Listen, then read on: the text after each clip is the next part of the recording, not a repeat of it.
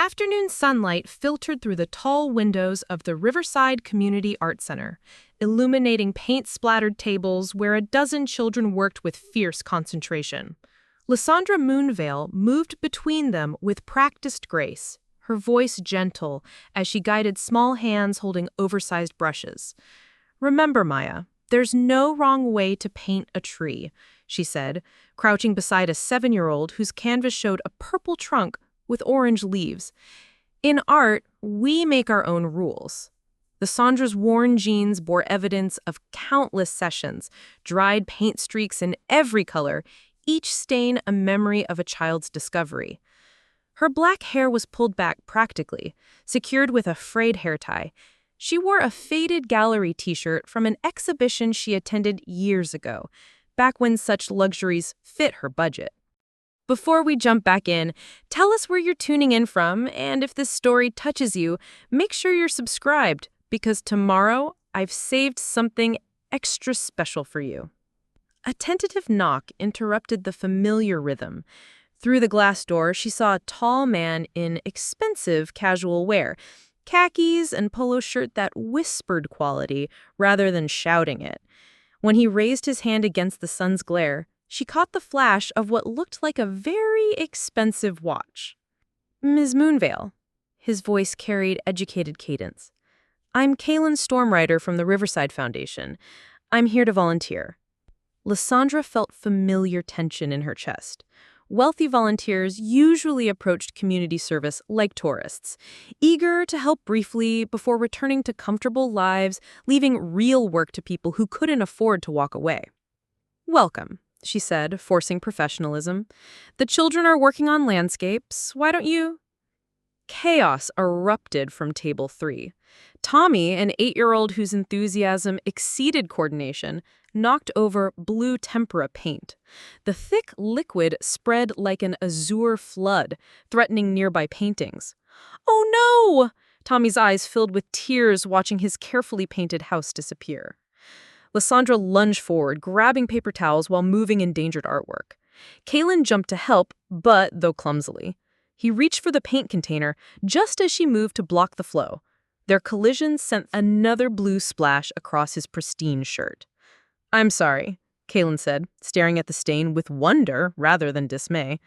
"I don't have much experience with messes," Lysandra finished, her tone lighter now.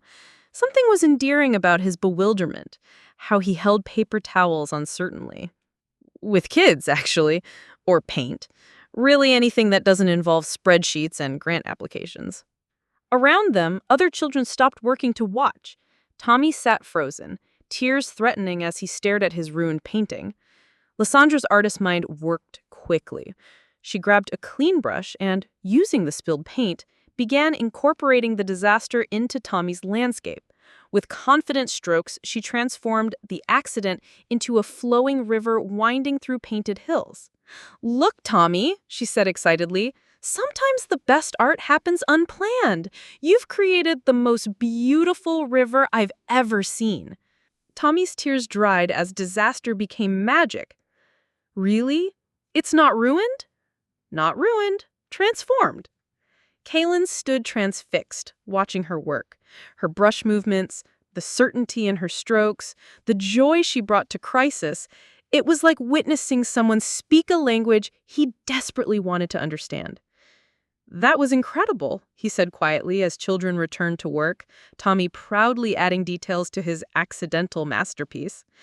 Lysandra looked up, really seeing him for the first time.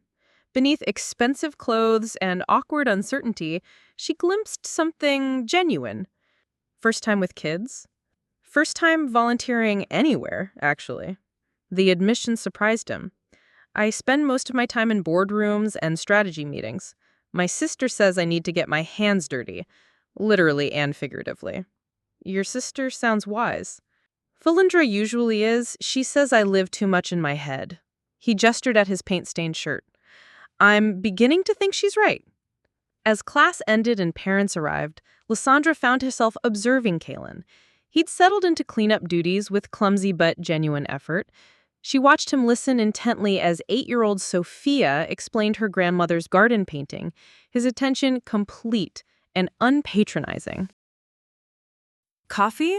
The word escaped before she could stop it. To debrief your first volunteer experience. There's a cafe across the street. Kalen's smile transformed his entire demeanor. I'd like that very much. 20 minutes later, they sat at Rosie's Cafe. Lysandra wrapped her hands around a chipped mug, a small luxury she allowed after teaching days. Kalen ordered the same, though she suspected he usually drank coffee costing more than her weekly groceries. "What do you do besides transforming paint disasters?" he asked. "Freelance graphic design, mostly. Some local business illustrations. It pays bills." She didn't mention juggling part-time jobs through art school or sometimes choosing between new brushes and dinner. "I work with my family's foundation, education and community development. We're fortunate to give back." His casual mention of family fortune should have reinforced her wariness about wealth. Instead, something in his tone, discomfort, perhaps guilt, made her curious rather than defensive. "Is that what you always wanted?" Kalen stirred his coffee thoughtfully. "I wanted to make a difference. The foundation seemed logical, but not necessarily your choice." His laugh held surprise. "You're perceptive." "My father built a tech empire from nothing. The expectation was always that I'd follow suit, expand the business. Instead, I listen to me complaining about too many opportunities." "Everyone's struggles are valid," Lysandra said quietly. "Money doesn't make family expectations less complicated." Something passed between them. Recognition of shared understanding despite vastly different circumstances. Both knew the weight of family dreams, navigating space between duty and desire. Their conversation flowed surprisingly easily. Kalen mentioned conference travel to cities Lysandra knew only from art books, while she spoke about her neighborhood, where success meant steady work and family honor rather than creative fulfillment. When they finally stood to leave, golden light painted everything with warmth that made ordinary moments feel significant. "I'd like to volunteer again next week," Kalen said at the corner where their paths diverged. "We can always use help," Lysandra replied, then added, "even from people who don't know how to hold paper towels." His laugh was genuine and unguarded. "I promise to practice my spill containment technique." Watching him walk away, Lysandra felt something unfamiliar. Possibility. Not careful, practical possibility of steady clients or successful art fairs, but something bigger, more uncertain. Something that made her chest tight with anticipation rather than anxiety. She didn't yet know this feeling would become complicated by families who couldn't understand each other, by traditions feeling like chains, by the terrible weight of choosing between love and loyalty. For now, there was only blue paint becoming a river and next Saturday's promise. The quiet community center held echoes of children's laughter and faint tempera paint scents. Soon she'd return to her small apartment, to the easel where she painted dreams and life's margins. But something had shifted today, some crack in the careful walls around her heart. The following Saturday came with October's crisp air and the promise Lysandra had been carrying all week. Kalen arrived early, armed with an apron he'd clearly purchased specifically for the occasion, and a determined expression that made her smile despite herself. "I practiced," he announced, producing a roll of paper towels from his bag, like a magician revealing his best trick. "Practice what, exactly?" "Spill management, crisis intervention, general usefulness around children and paint." Their laughter drew curious glances from the arriving kids, but something had shifted between them. The awkwardness was replaced by easy conversation, shared jokes, and a rhythm that felt surprisingly natural. Week after week, Kalen returned, slowly earning the children's trust and Lysandra's growing affection. By November, their post-class coffee had evolved into longer conversations that stretched into dinner. Kaylin learned that Lysandra painted in the early morning hours before her freelance work began, that she sent money home to help with her parents' restaurant, and that she hadn't bought herself new clothes in 2 years. Lysandra discovered that Kaylin read voraciously, donated anonymously to causes he believed in, and carried guilt about his privilege like a weight he couldn't put down. "I want you to meet my sister," he said one evening as they walked along the river. "Valindra has been demanding an introduction ever since I mentioned you." The meeting happened the following weekend at a small bistro downtown. Thilindra Wormhart swept in like a force of nature, all energy and sharp intelligence wrapped in designer clothes worn with casual confidence. She embraced Lysandra before introductions were complete. "Finally," she said, settling into her chair with theatrical relief, "someone who might actually be good enough for my impossible brother." Lysandra found herself immediately charmed by Thilindra's directness, her genuine warmth beneath the polished exterior. They talked about art, about social justice law, about the peculiar challenges of loving stubborn men who thought too much and felt too little. "You're exactly what he needs," Thilindra said, as Kylan excused himself to take a call. "Someone real. Someone who doesn't care about his trust fund or the family name." But Lysandra did care, in ways that kept her awake at night. Not about the money itself, but about the gulf it represented, the fundamental differences in their worlds that seemed to grow more apparent with each passing week. This became painfully clear when Kaylin invited her to a gallery opening in the Arts District. Lysandra had dressed carefully in her one good dress, but walking into the sleek space filled with people who spoke casually about six-figure art purchases, she felt like an imposter. The artist is exploring the intersection of digital consciousness and post-human identity, a woman in avant-garde jewelry was explaining to a small group. It's a profound commentary on our increasingly mediated existence. Lysandra studied the painting in question, geometric shapes in primary colors that reminded her of the children's work at the community center, but lacking their innocent joy. When someone asked her opinion, she mumbled something noncommittal about interesting color choices and retreated to the wine table. "You're not enjoying this," Kylan observed, finding her there 20 minutes later. "It's fine," she lied. "Your world is just different from mine." The ride home was quiet, both of them processing the evening's uncomfortable revelations about the spaces they respectively inhabited. 2 weeks later, Lysandra decided to return the favor. "Come to dinner," she said. "My parents want to meet you." The Golden Phoenix occupied a narrow storefront in Chinatown, wedged between a laundromat and a shop selling imported goods. Red lanterns hung from the ceiling, and the air was thick with the aroma of ginger, garlic, and star anise. Elena and Victor Moonveil emerged from the kitchen to greet them, their smiles polite but assessing.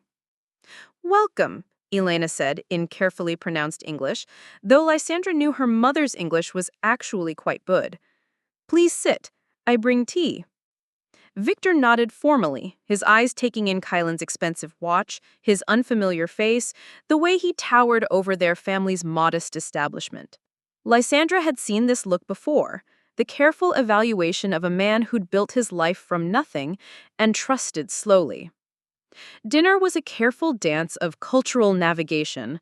Kylan struggled with chopsticks despite his obvious practice, mispronounced Xiaolong Bao as Xiaolong Bo, and asked earnest questions about the restaurant's history. Elena served dish after dish, each one a test of his willingness to try unfamiliar flavors.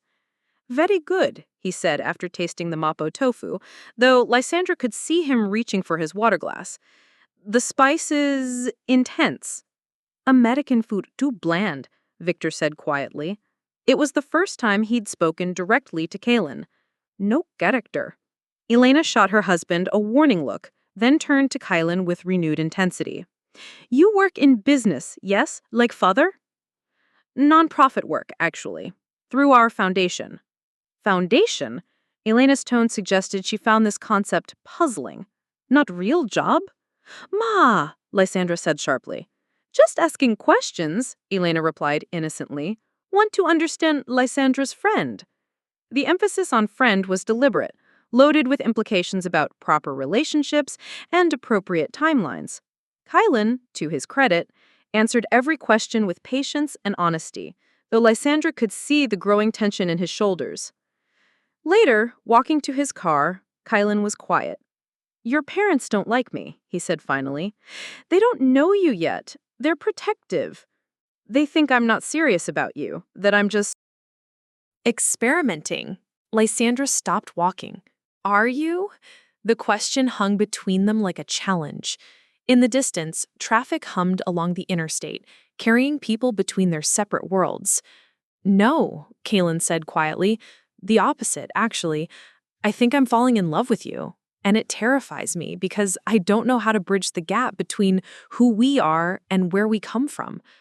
Standing there under the streetlights, surrounded by the familiar sounds and smells of her neighborhood, Lysandra felt the weight of all the differences between them. But she also felt something else, the same possibility she'd experienced that first day at the art center, now grown larger and more complex. "Then we figure it out," she said, "together." When he kissed her, it was with the tenderness of someone handling something precious and fragile. Around them, the city continued its restless motion, carrying forward all the complications that love could not solve, but might, with time and patience, learn to navigate. 3 months later, on a snowy Saturday afternoon when the art center was empty except for them, Kaylin led Lysandra to the corner where they'd first met. Sunlight filtered through the windows, casting the same geometric patterns across the paint-stained tables, but everything felt different now, weighted with possibility and the accumulated intimacy of shared Saturday mornings. "I keep thinking about that first day," he said, his hands nervously fidgeting with something in his jacket pocket. "How you turned Tommy's disaster into something beautiful, how you saw potential where everyone else saw a mess." Lysandra felt her heart begin to race, recognizing the careful deliberation in his voice, the way he was choosing each word like an artist selecting colors. "You do that for me too," he continued, pulling out a simple ring, vintage, with a modest stone that caught the light. "You see who I could be instead of who I'm supposed to be. You make me want to be worthy of that vision." When he dropped to one knee among the small chairs and child-sized easels, Lysandra's first thought was absurdly practical. The floor was probably covered in dried paint and glue. Her second thought dissolved into pure emotion as he spoke the words she'd been both hoping for and dreading. "Lysandra Moonveil, will you marry me?" The yes came from somewhere deeper than thought, from the place where her heart had been quietly rearranging itself around this man for months. But even as she said it, even as he slipped the ring onto her finger with shaking hands, a part of her mind was already calculating the cost of this happiness. Falindra's reaction was everything Lysandra could have hoped for. She squealed with delight, immediately launching into discussions about venues and dresses and photographers, her joy infectious and overwhelming. "Finally," she said, hugging Lysandra so tightly it was hard to breathe. "I've been planning your wedding since the 3rd time Kaylin mentioned your name. Don't worry about anything. I know all the best vendors." But behind Falindra's enthusiasm lurked a more complicated reality. When Kaylin mentioned that his father wanted to meet Lysandra properly, the words carried weight but made her stomach twist with anxiety. Corvus Drakenshade's downtown office occupied the top floor of a glass tower that seemed to pierce the sky itself. Everything about the space spoke of power and money, from the marble floors to the original paintings that probably cost more than most people made in a year. When Lysandra entered, wearing her best dress and the kind of confidence she didn't entirely feel, Corvus rose from behind a desk that could have served as a landing strip for small aircraft. He was tall like his son, but where Kaylin carried his privilege with discomfort, Corvus wore his success like armor. His handshake was firm, his smile polite, his eyes sharp as they assessed her from head to toe. "Ms. Moonveil," he said, his voice carrying the authority of someone accustomed to being the most important person in any room. "Congratulations on your engagement." The dinner that followed was a careful performance. Corvus asked pointed questions about her background, her career prospects, her family's business, each inquiry delivered with surgical precision. Lysandra found herself defending choices she'd never had to explain before. why she studied art instead of something more practical, why she worked in community programs rather than pursuing commercial success. "And your parents," Corvus said over dessert, his tone casual but his attention focused. Lysandra's hesitation was answer enough. She hadn't told them yet, hadn't found the courage to face what she knew was coming. "I see," Corvus said quietly. "Cultural differences can be challenging." The way he said it, like he was diagnosing a problem rather than acknowledging a reality, made Lysandra's defensive instincts flare. But she kept her voice steady, her smile in place, playing the game of polite conversation while her future hung in the balance. That evening, she called her brother Fenric. At 24, he was caught between his parents' traditional expectations and his own generation's broader perspective. Medical school had exposed him to different worlds, different ways of thinking, but family loyalty ran deep in the Moonveil household. "Liz," he said after she told him the news, his voice careful, "are you sure about this? I love him, Fenric." I know you do, but love isn't always enough, is it? What about Ma and Ba? What about everything they've worked for? The conversation with her parents came 2 days later, in the familiar setting of the Golden Phoenix after closing time. Elena and Victor sat across from her at the table where she'd done homework as a child, where family decisions had always been made collectively. Now she was asking them to accept a choice that felt like a rejection of everything they'd taught her. Elena's tears started before Lysandra finished explaining. "My daughter," she said, the words breaking in the middle. "My only daughter, marrying outside. How can this be right?" Victor's silence was somehow worse than his wife's weeping. When he finally spoke, his voice carried the weight of 27 years in America, 2 decades of building a life from nothing. "We came here so you could have choices," he said quietly, "but not this choice, not a choice that means losing who you are." "I'm not losing who I am," Lysandra protested. "I'm choosing who I want to become. With their money, their family name, you think they will accept you as daughter, not as charity project?" The accusation hit like a physical blow. Lysandra thought about Corvus's calculating assessment, his careful questions about her worthiness, and felt doubt creep in despite her love for Kaylin. Fenric reached across the table, taking her hand. "I want you to be happy, GJ, but I also want you to be careful. Once you step into their world, will there be a place for ours?"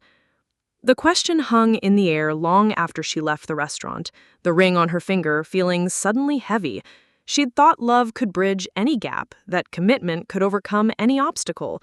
But sitting in her small apartment that night, looking at the engagement photos Lysandra had insisted on taking, Lysandra began to understand that marriage wasn't just about 2 people choosing each other. It was about families choosing to blend their histories, their expectations, their dreams for the future. And some families, she was beginning to realize, might never choose at all.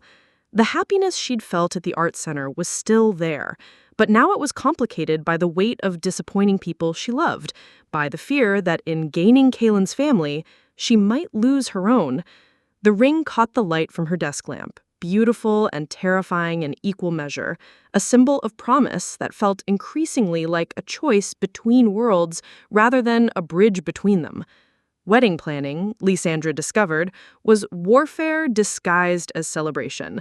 What should have been joyful decisions about flowers and music became battles over tradition, appropriateness, and whose vision of their future would prevail. "Red is traditional," Elena insisted during their 3rd venue visit, her voice carrying the edge it had developed whenever discussing wedding details. "Red for luck, for prosperity. White is for funerals." Lysandra, who had appointed herself unofficial wedding coordinator, exchanged glances with Lysandra. "But the venue's color scheme is ivory and gold. Red might clash with—" "Clash?" Elena's voice rose. "You think our traditions clash with your expensive decorations?"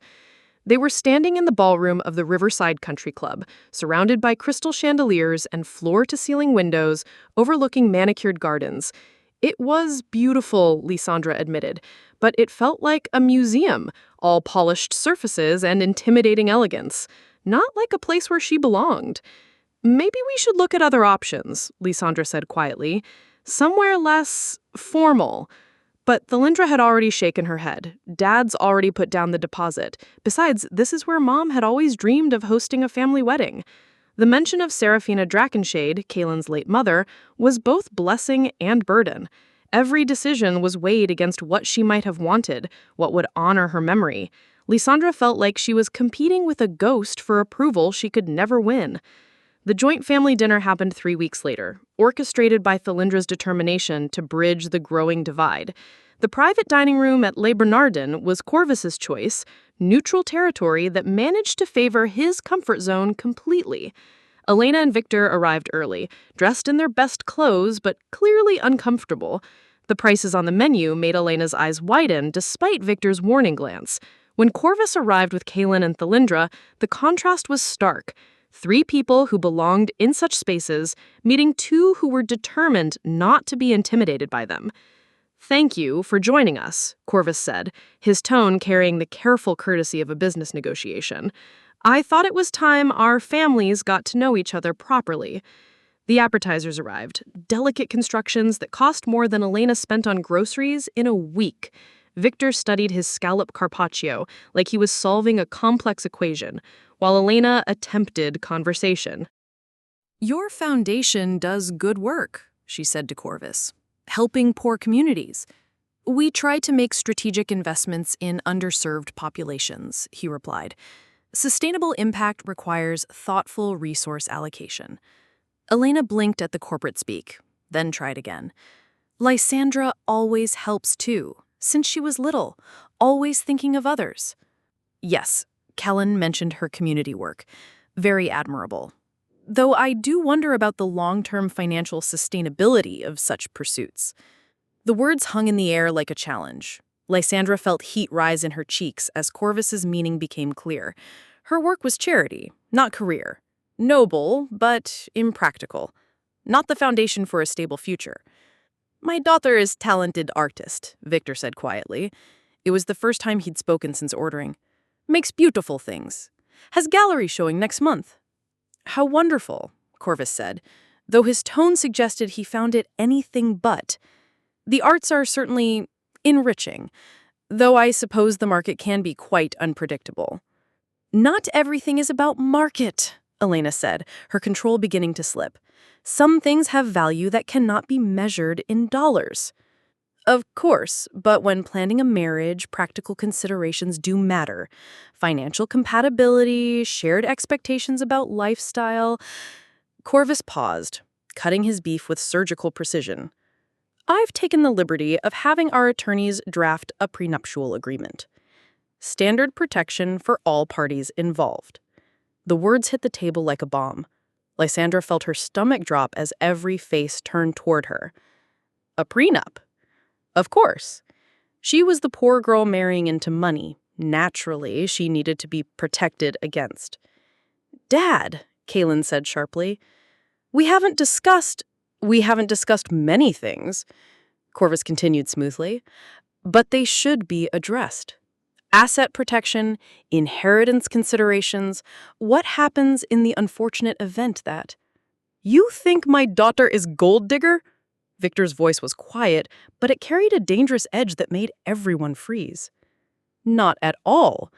I think young love is beautiful, but sometimes impractical. I'm simply ensuring everyone's interests are protected." Elena stood abruptly, her chair scraping against the floor. "We do not need protection from our daughter. We do not need your papers and lawyers and suspicions." "Ma, please," Lysandra said, but Elena had already reached for her purse. "We built our life with our hands," Victor said, standing beside his wife. "Our daughter learned that work has dignity, that family has value that cannot be bought or sold. You want to protect your money? Fine, but do not insult our family in the process." They left without another word, Elena's tears visible as they passed through the restaurant's elegant dining room. Lysandra sat in the aftermath, feeling like she'd been carved hollow. "That went well," Lysandra said into the silence. "I was trying to be practical," Corvus said, though for the first time he looked uncertain. These situations can become complicated without clear boundaries. Lysandra stood on shaking legs. "Excuse me," she managed, and followed her parents' path to the exit. She found them on the sidewalk, Elena crying, while Victor held her with gentle awkwardness. When they saw Lysandra, Elena's sobs grew harder. "My daughter, what have we done? What have we taught you that makes you think this is right?" "You taught me to follow my heart," Lysandra said. "You taught me that love matters more than money. But not more than respect," Victor said quietly. "Not more than honor. This man, he thinks you are not worthy of his son without papers to protect him. How can you accept this?" Lysandra had no answer. How could she explain that she'd been asking herself the same question? That every day brought new evidence of the gulf between their worlds, new reminders that she would always be the outsider trying to prove her worth. When she returned to her apartment that night, she went straight to her easel. The painting that emerged was dark and violent, slashes of red and black that seemed to bleed across the canvas. She worked until her hands cramped, until the sun came up, pouring her confusion and anger and hurt into the piece. Kailin found her there the next morning, surrounded by paint tubes and self-doubt. "We need to talk," he said, setting down coffee and studying the painting with concern. "About last night, about the prenup, about all of this." "Do we?" Lysandra asked without looking up from her work. "Or do we need to accept that this was a mistake from the beginning?" "Don't say that."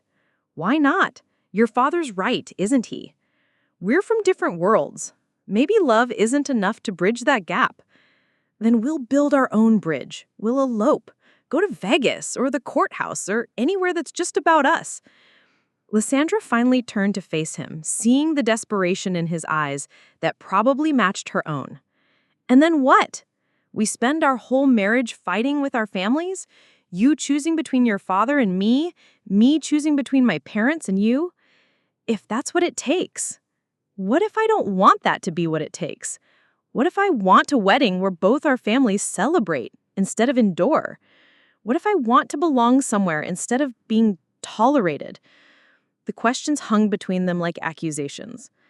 Outside, the city was waking up, people heading to jobs and lives that fit together in ways theirs seemed destined not to. The painting behind her seemed to pulse with dark energy, a reflection of everything that was breaking apart despite their best intentions. "I love you," Kailin said finally. "I know. I love you too, but I'm beginning to think that might not be enough." The conversation with Kailin lingered like smoke in Lysandra's apartment for days afterward. He'd left that morning with promises to handle his father, to fix the prenup situation, to somehow make everything right. But Lysandra found herself doubting whether anything could be fixed when the fundamental problem wasn't documents or ceremonies. It was the growing realization that she was drowning in expectations she could never meet. She threw herself into painting with desperate intensity. The gallery showing at Morrison Contemporary was 6 weeks away, and she needed 12 pieces that would somehow capture her artistic vision while appealing to buyers who saw art as investment rather than expression. The irony wasn't lost on her. Even her escape from the wedding drama had become another performance for people with money. The canvases that emerged from those feverish weeks were unlike anything she had created before. Eastern ink painting techniques bled into Western oil traditions, creating hybrid works that seemed to pulse with internal conflict. Dragons emerged from abstract geometric patterns. Cherry blossoms bloomed in boardroom settings. Traditional calligraphy scripts spelled out corporate buzzwords in gold leaf. "These are extraordinary," her gallery contact Miranda said during their review meeting. "There's such tension in them, such anguish. Personal work always sells best when it comes from authentic pain." Authentic pain. As if suffering were a marketing strategy rather than the grinding reality of her daily existence. The investigation began subtly. Corvus Drakenshade didn't confront directly. That wasn't his style.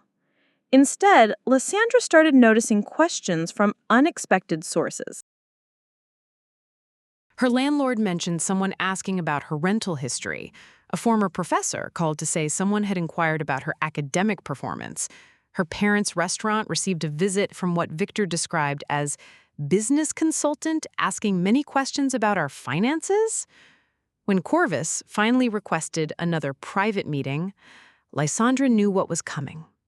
His office felt even more intimidating the second time, the afternoon light streaming through floor-to-ceiling windows, making everything seem to glow with expensive authority. He didn't waste time with pleasantries. "I've been doing my due diligence," he said, opening a folder that presumably contained her entire life reduced to facts and figures. "Your family's restaurant operates on very thin margins. Your mother had some medical bills a few years ago that put significant strain on their finances. You've been sending them money regularly." Each statement landed like an accusation. Lysandra kept her expression neutral, though her hands trembled slightly in her lap. "Your art sales are sporadic at best. The community center work is volunteer. Your freelance income is irregular." He looked up from the papers. "Help me understand how this marriage benefits anyone besides you." "I love your son," Lysandra said quietly. "Love?" Corvus set down the folder. "Do you know what I loved about Kaylin's mother? She made me want to be better than I was. She challenged me to grow, to think beyond quarterly earnings and market share. But she also understood the world we lived in, the responsibilities that came with our position." "I understand. Do you? Because from where I sit, it looks like you're asking my son to abandon his obligations, his family legacy, his future. For what? So you can continue playing at being an artist while he funds your lifestyle?" The words hit like physical blows. Every fear she'd carried about being seen as a gold digger, every doubt about her worthiness, crystallized into painful certainty under his clinical assessment. "That's not," she started, but he wasn't finished. "I've seen this before. Young people think love conquers all, that passion transcends practical considerations. But marriage isn't a fairy tale, Miss Moonveil. It's a partnership that requires mutual respect, shared goals, compatible values. Can you honestly say you bring those things to this relationship?" Lysandra left the meeting feeling hollowed out, his questions echoing in her mind like accusations she couldn't refute. Was she being selfish? Was her love for Kaylin really just elaborate self-interest disguised as romance? Her mother's intervention came the following week. Elena had called in reinforcements, aunts and uncles from the extended family, the immigrant network that had sustained them through decades of struggle. They gathered at the Golden Phoenix after closing, a tribunal of concerned relatives who'd traveled from across the country to save Lysandra from herself. "Your cousin Jenny married within the community. She's happy, settled. Her children know their heritage. Uncle Chen built his business through family connections, trust, shared values, understanding. These things matter more than romance." They meant well, Lysandra knew. Their concern was real, their love genuine. But sitting there, surrounded by family members recounting the virtues of traditional choices, she felt like she was suffocating under the weight of collective expectations. Thalindra's rescue came in the form of a spa day invitation, an obvious attempt to provide respite from the mounting pressure. Lying on massage tables and matching robes, Lysandra found herself grateful for the temporary peace. "You know, I almost didn't go to law school," Thalindra said unexpectedly, as they relaxed in the mineral pools afterward. "Dad wanted me to study business, join the company. Mom thought I should focus on finding a suitable husband." "What changed your mind?" "I realized I was letting other people's fears dictate my choices. My parents were afraid I'd fail, afraid I'd be unhappy, afraid I'd choose wrong, but their fear was keeping me from choosing at all."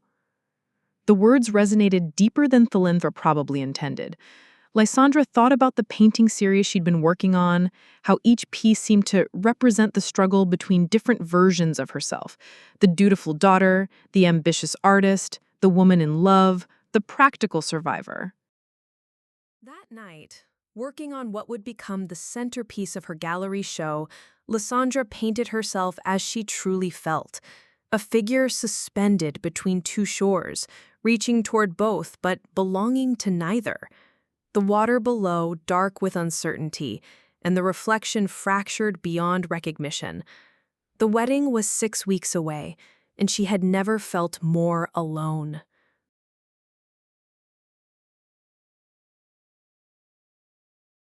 Whose piece? Elena's voice cracked. Theirs? What about our piece? What about the family that loved you before they knew your name? Fenric reached across the table, taking his sister's hand. Titya, they're not wrong. I've watched you change these past months. You're not happy, not really. You're performing happiness for people who will never fully accept you.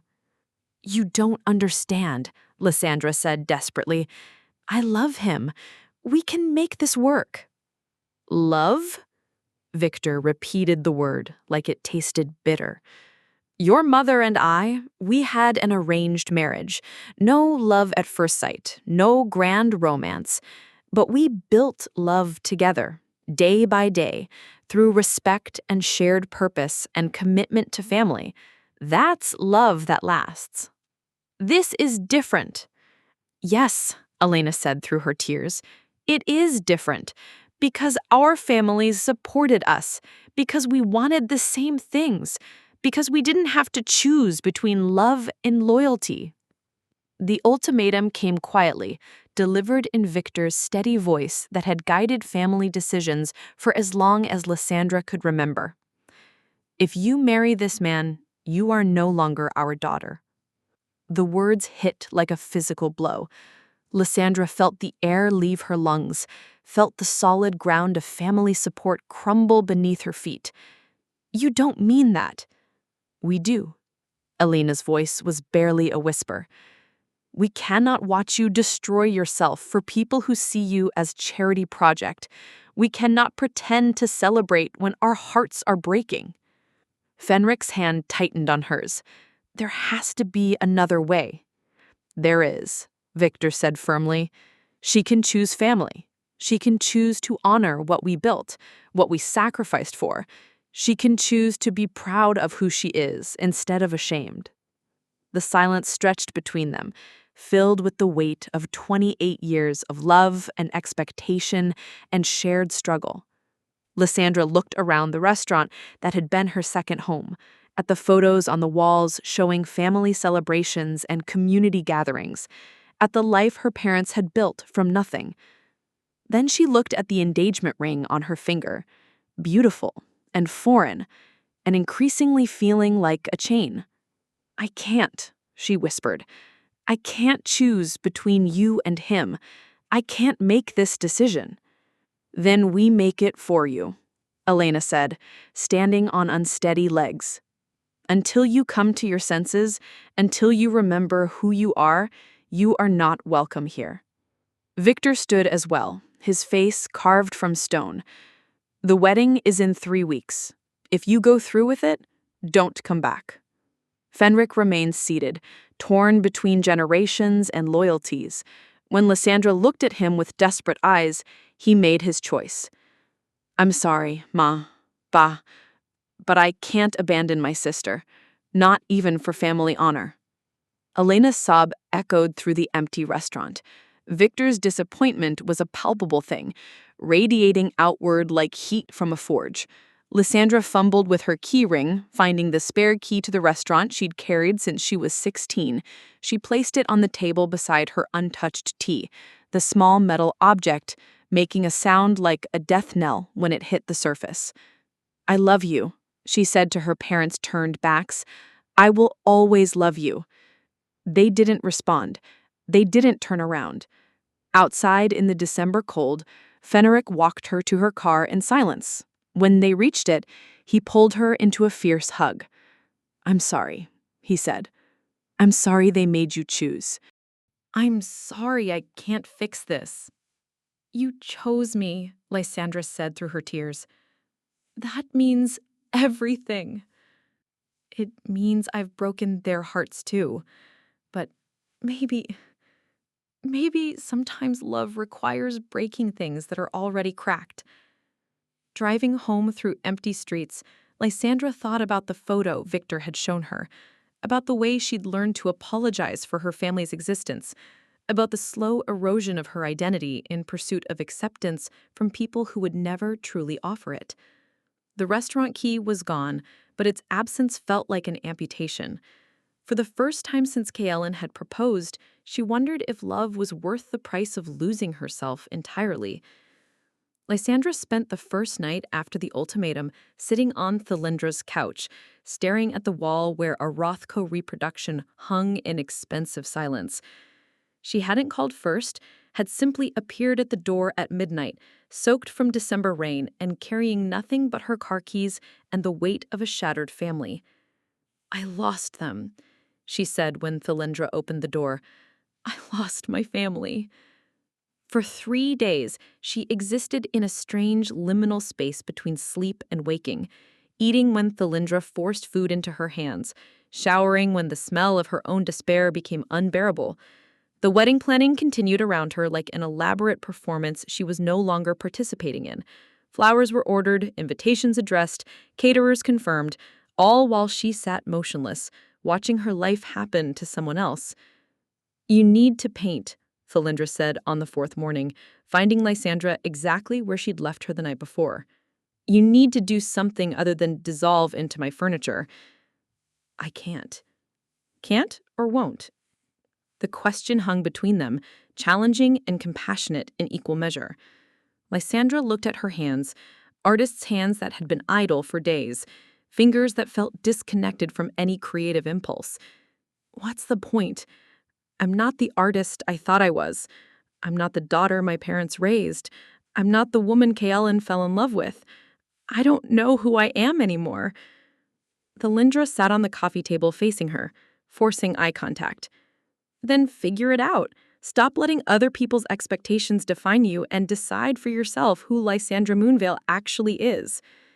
When Kaellen arrived that afternoon, he found them in Thalindra's guest room, surrounded by canvases and paint tubes that Thalindra had somehow procured from an art supply store. Lysandra was working with desperate intensity, her movements sharp and almost violent as she attacked the canvas.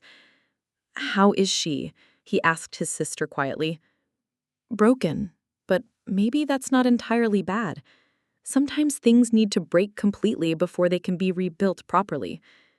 Kaellen watched through the doorway as Lysandra painted, noting the hollow quality in her eyes, the mechanical precision of her movements. This wasn't the joyful creativity he'd fallen in love with. This was catharsis disguised as art, pain given form and color. "I tried talking to your parents," he said when Lysandra finally emerged, hours later, paint-stained and exhausted. "I went to the restaurant." She looked up at him with something that might have been hope. "They wouldn't see me. Your father came to the door, told me I wasn't welcome, that I'd caused enough damage to his family." Kaellen's voice was thick with guilt. "I'm sorry, Lys. I'm so sorry this is happening because of me." "It's not because of you," she said quietly. "It's because of all of us, because none of us knew how to love each other across the spaces between our worlds." That evening, Corvus came for dinner, a weekly tradition in the Drachenshade household that had continued even after Kaellen moved out.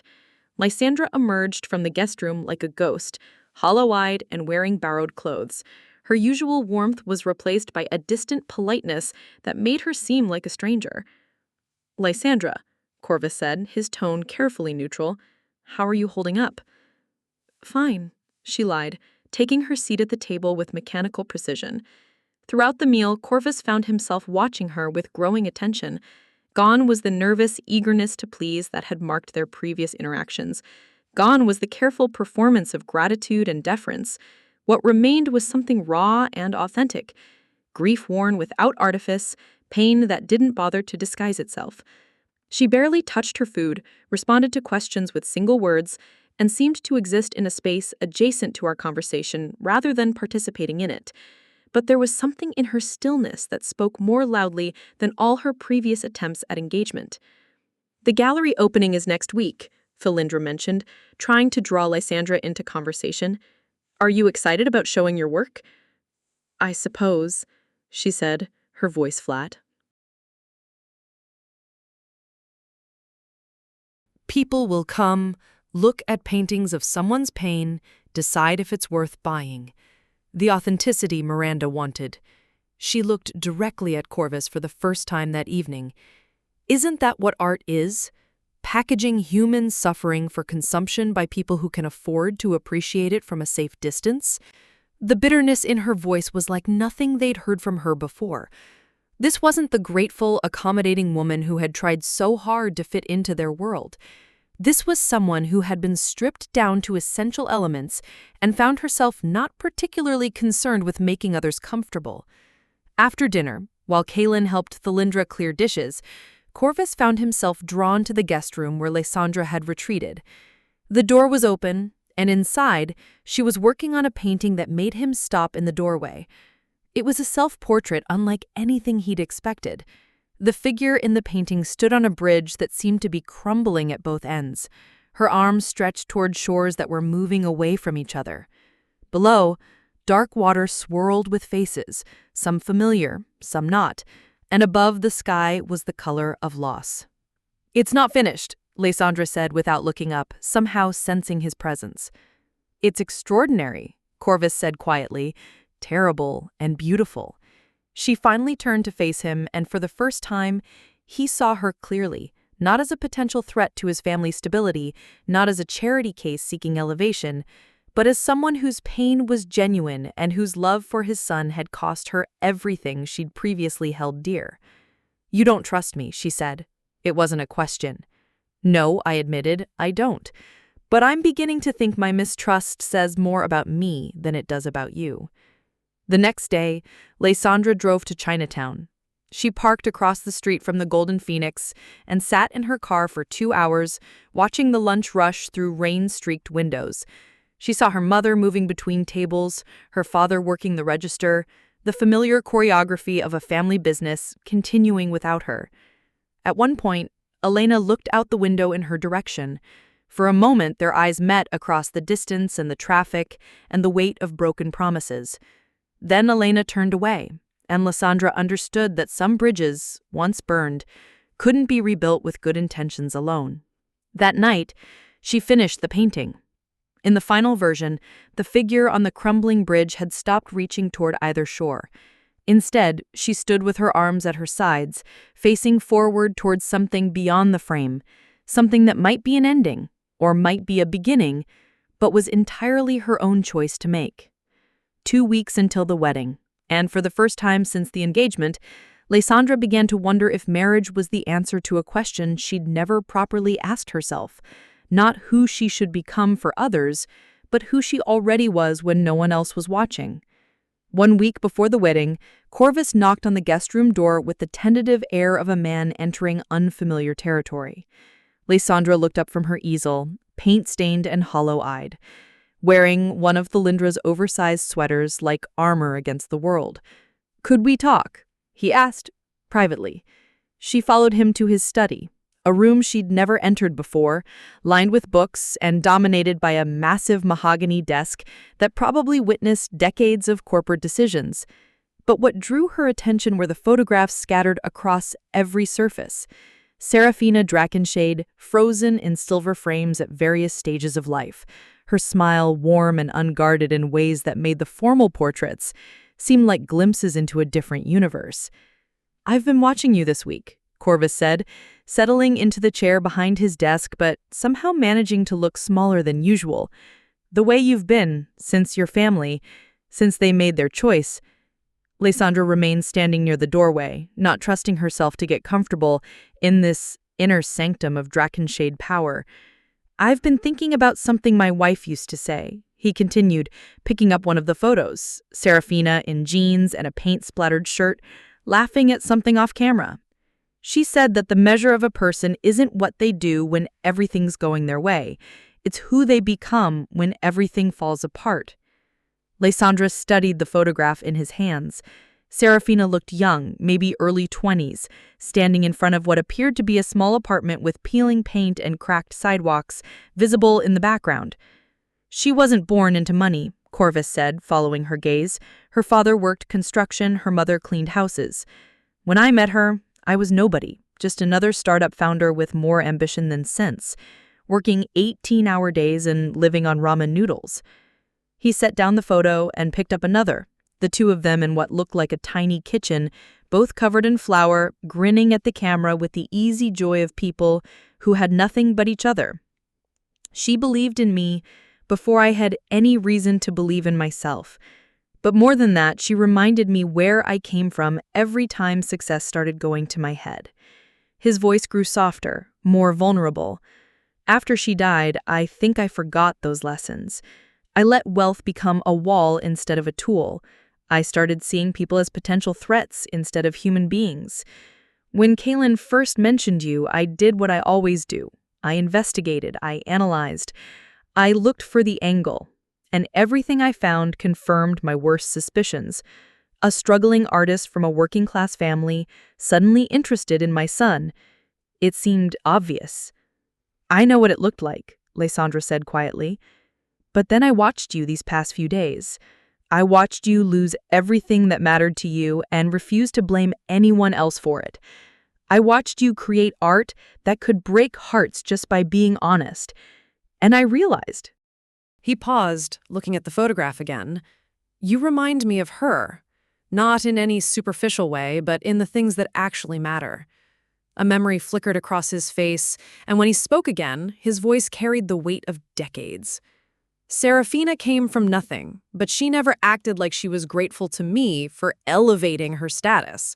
She challenged me when I was wrong, supported me when I was right, and never once let me forget that money was a responsibility, not a prize. He looked directly at Lysandra for the first time since they'd entered the room.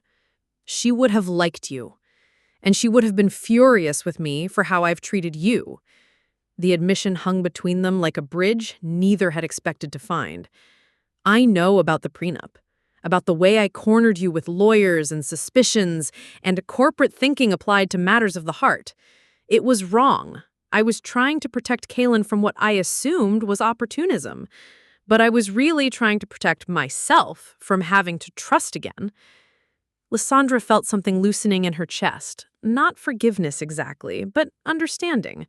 Your parents, Corvus said, his tone growing careful, they're not wrong to be suspicious of us.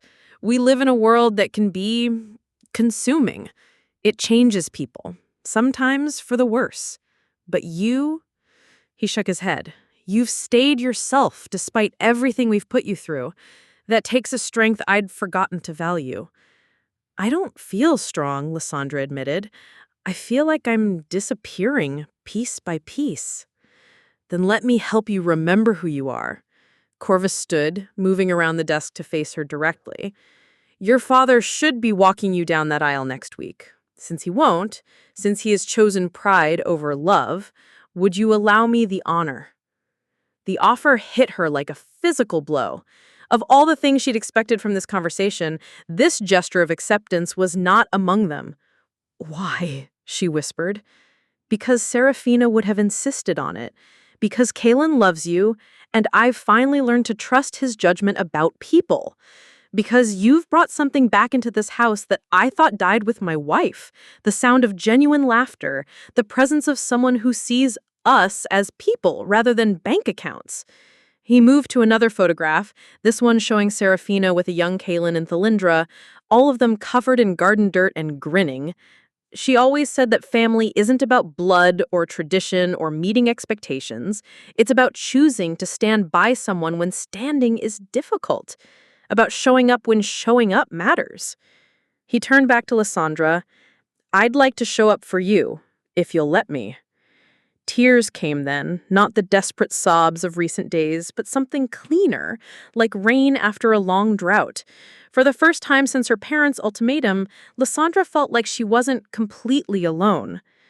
She would have fought for you, Corvus said gently, against me, against anyone who tried to make you feel less than worthy. Since she can't, let me do it in her place. Lysandra looked around the study, at the photos documenting a love story that had shaped this family, at the man who'd spent years protecting himself from caring too much, now offering to fill the space left by her father's absence. Yes, she said simply. I would be honored. When they emerged from the study an hour later, something fundamental had shifted. Corvus had shared stories about Serafina's influence on his values, about how her death had made him retreat from emotional risk, about his regret at becoming the kind of man who saw threats instead of opportunities for connection. Thalindra found them in the kitchen, sharing tea and looking like people who'd survived something difficult together. Did someone die? She asked, noting their red eyes in careful proximity. No, Corvus said, looking at Lysandra with something that might have been pride. Someone came back to life. They should be here. My mother should be fussing with my dress. My father should be nervous about giving me away. Instead, she gestured vaguely at the empty room that felt too large, too quiet, too full of absences. Instead, you have chosen family, people who see your worth without conditions. Thalindra's hands were gentle as she pinned a small cluster of white orchids into Lysandra's hair. That's not a consolation prize, Lys. That's a gift. The dress was simpler than what Thalindra had originally envisioned, ivory silk with clean lines and delicate beading that caught the light when Lysandra moved. They'd chosen it together after the disastrous family dinner, abandoning the elaborate gown that had felt like a costume for someone else's wedding. I need to tell you something, Thalindra said as she made final adjustments. Dad's been different since your talk. Lighter, somehow. More like the father I remember from before Mom died. Lysandra thought about Corvus's study, about the photographs of Serafina, and the vulnerability in his voice as he'd shared memories of their early struggles. He misses her. Every day. But for the first time in 5 years, he seems like he might be ready to let new people into his heart. Thalindra stepped back, surveying her work. You did that. You gave him permission to care again. A soft knock interrupted them. Through the door came Corvus, dressed in an elegant charcoal suit, carrying a small velvet box that made Lysandra's breath catch. These were Serafina's, he said, opening the box to reveal a pair of pearl earrings, simple and classic. She wore them on our wedding day. She would have wanted you to have them. Lysandra's hands trembled as Thalindra helped her put them on. Another bridge built, another gesture of acceptance that felt more precious than any expensive gift. You look beautiful, Corvus said, and something in his tone suggested he was seeing not just her, but the memory of another bride from decades past. Are you ready? The ceremony was set for 4 o'clock, but guests had been arriving since 3:30.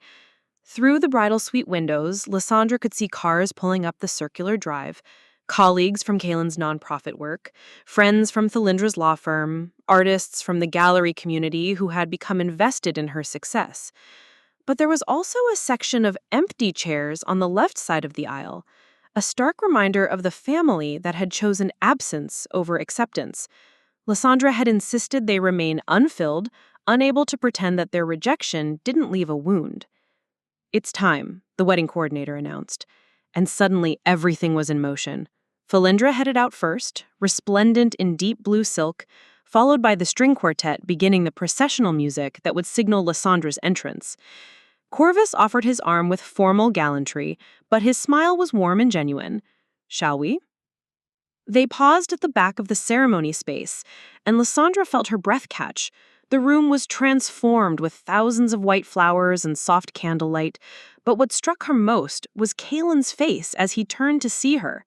Joy, relief, and something that looked like wonder lit his features as their eyes met across the distance. Then, from the corner of her eye, she caught movement in the section where her family should have been sitting. A familiar figure was settling into the front row, Fenric, dressed in his best suit, tears already streaming down his face as he met her gaze. "Fenric," she whispered, and her composure nearly cracked completely. He'd made his choice. Despite family pressure, despite the cost to their relationship with their parents, he'd chosen to be there for her most important moment. The gesture felt like absolution, like proof that love could transcend even the most painful divisions. "Your brother has good timing," Corvus murmured. "Shall we go claim your future?" The walk down the aisle felt both eternal and instantaneous. Each step carried weight. the culmination of months of struggle, the symbolic journey from one version of herself to another.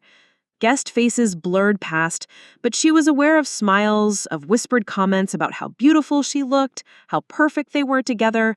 But mostly, she was aware of Kalen waiting for her, his love visible in every line of his body, and Corvus beside her, steady and strong, filling the space her father had abandoned with dignity and grace. When they reached the altar, Corvus turned to face her, his voice carrying clearly in the hushed space. Who gives this woman to be married to this man? It was a traditional question, but his answer broke from script. Her chosen family does, with love, with respect, and with the promise that she will always have a place at our table. The words hit like benediction, like healing made audible. As Corvus placed her hand in Kalen's, Lysandra felt something settle in her chest, not the desperate hope of recent weeks, but genuine peace. The ceremony itself passed in a blur of vows and rings and promises made before witnesses who had chosen to celebrate rather than judge. When the officiant pronounced them husband and wife, when Kalen kissed her with tears in his eyes, the applause felt like more than polite approval. It felt like community, like acceptance, like home. The reception revealed another surprise. Along the walls of the ballroom hung a selection of her paintings, the ones from her recent series exploring identity and belonging, the raw, honest pieces that had emerged from her pain. Cards beside each frame indicated that several had already sold, with proceeds going to the Community Art Center where Kalen and her had met. Your work speaks to people, Miranda said during the cocktail hour. There's something universal about the search for belonging, about the courage it takes to define yourself. Fenric appeared at her elbow during dinner, pulling her aside for a private moment. "Ma'am ba?" she asked quietly. Angry, heartbroken, but also... He paused, choosing his words carefully. "I think they're starting to realize what their ultimatum cost them. Not just you, but the chance to see you this happy. Do you think they'll ever forgive me?" In Riverside Country Club's bridal suite, a talented artist faced devastating betrayal. Wedding preparation took a shocking turn when she encountered an impossible choice between love and family loyalty. Lysandra Moonveil wasn't your typical bride. For 28 years, she straddled two worlds, honoring immigrant parents' sacrifices while pursuing artistic dreams, known for transforming disasters into beauty. When parents delivered their ultimatum, marry outside their culture or lose them, she was walking into a journey redefining family. Her choice led to unexpected alliance. What began as tradition versus dreams became redemption through chosen family. Before we jump back in, tell us where you're tuning in from, and if this story touches you, make sure you're subscribed, because tomorrow I've saved something extra special for you. I think they'll have to forgive themselves first for letting fear override love. He hugged her tightly. But that's their work to do. You've done yours. As the evening progressed, Lysandra found herself moving through the celebration with growing wonder. This was her wedding, not the performance for others she'd feared it would become, but a genuine celebration of the choice she and Kalen had made to build something new together. When Corvus stood to give the father of the bride speech, traditionally reserved for her own father, his words carried the weight of everything they had overcome together. "Family," he said, raising his glass, "isn't always about blood. Sometimes it's about choice, about recognizing worth when you see it, about having the courage to expand your definition of love." He looked directly at Lysandra. "Today, we don't just welcome a new daughter-in-law.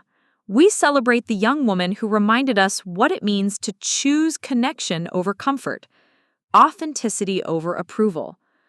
Later, during the last dance, as Lysandra swayed in Kalen's arms surrounded by people who had chosen to love them without condition, she thought about the paintings on the walls, visual reminders of the journey that had brought her to this moment.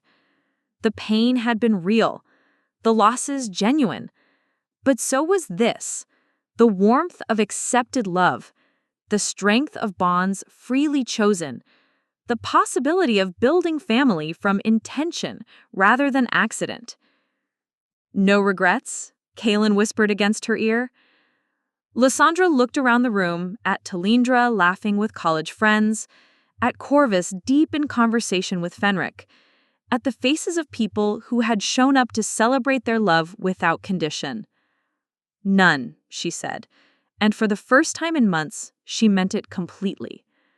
6 months after the wedding, Lysandra stood in the main gallery of Morrison Contemporary, watching early arrivals examine the paintings that lined the stark white walls.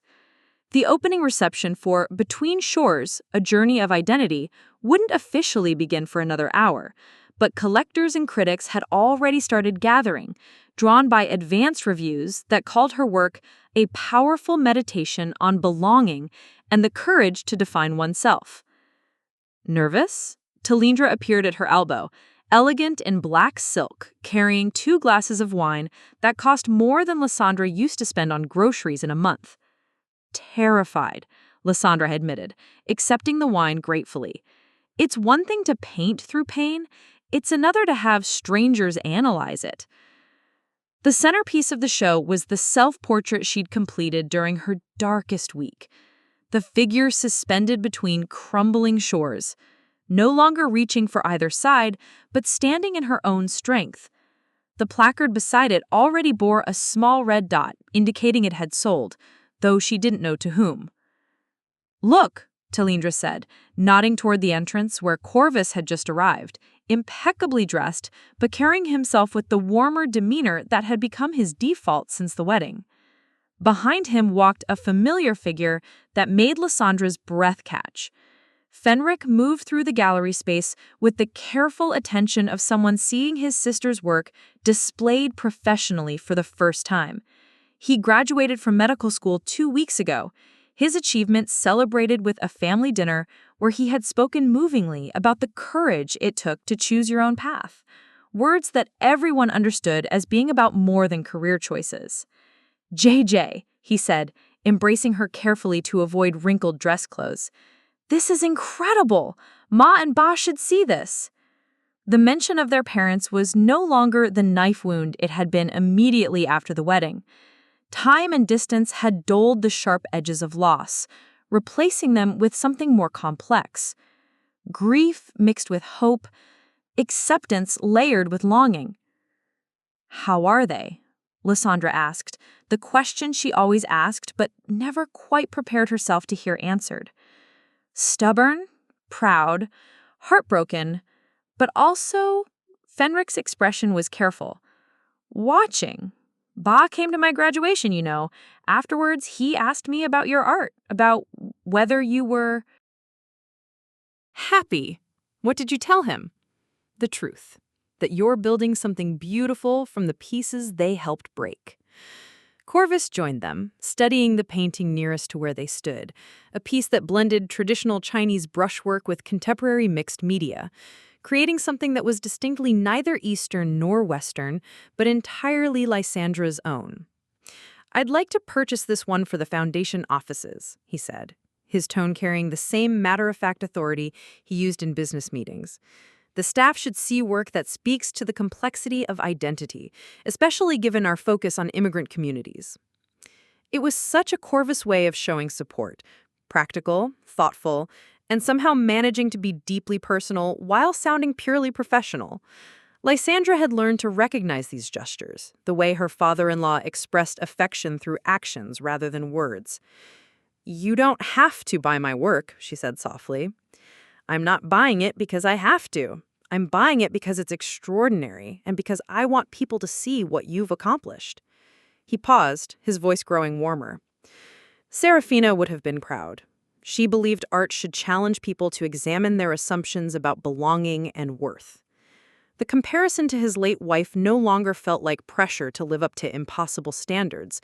Instead, it felt like recognition, acknowledgement that Lysandra had found her own way to honor the values Serafina had represented. As the evening progressed, Lysandra found herself moving through conversations with growing confidence. Critics asked about her technique, her influences, her journey from community art teacher to exhibiting artist. Collectors inquired about upcoming works, about whether the series represented a new direction or the culmination of long-developing themes.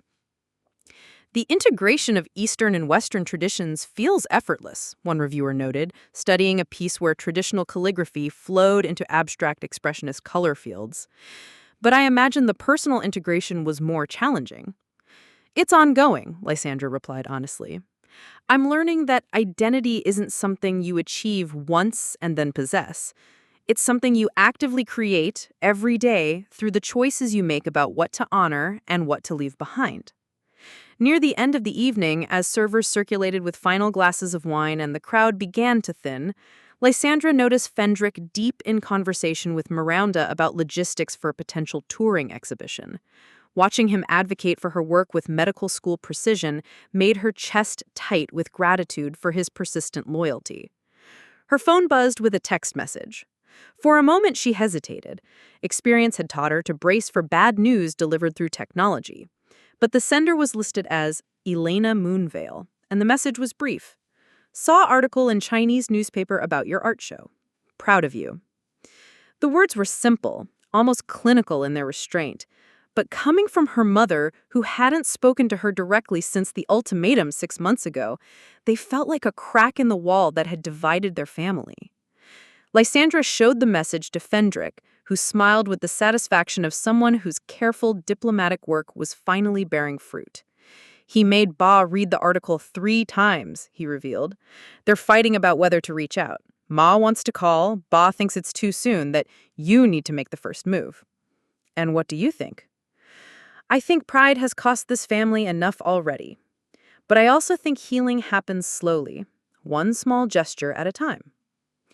Later that night, after the gallery had emptied and the red dots beside sold paintings had multiplied beyond her wildest expectations, Lysandra sat in the kitchen of the house she and Kaylin had bought in a neighborhood that split the difference between her roots and his privilege.